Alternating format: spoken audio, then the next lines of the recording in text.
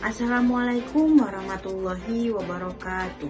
Sampurasun, wilujeng enjing sadayana tepang deui sareng simkuring pun Zaskia Zahra Tusita dina program Warta Sunda. Pemirsa nyanggakeun barita salengkapna.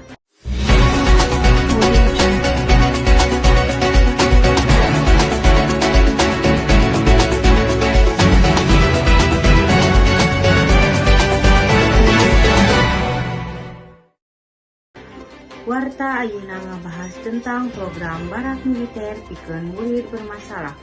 Pemerintah Jawa Barat ngirimkeun siswa bermasalah kalebet tawuran, narkoba jeung sajabana ka barak militer pikeun ngawangun karakter.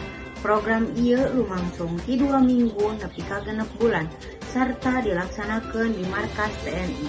Tujuanna nyaeta ngaronjatkeun disiplin jeung moral siswa. Komnas HAM jeung JPPI nganggap program ieu ngalanggar hak-hak barudak jeung ngagambarkeun kagagalan sistem atikah.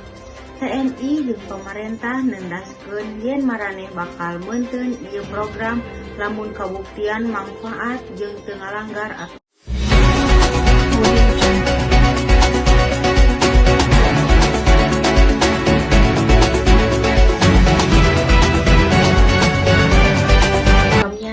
Hatur nuhun kana perhatosana wilujeng patepang deui di lain waktu.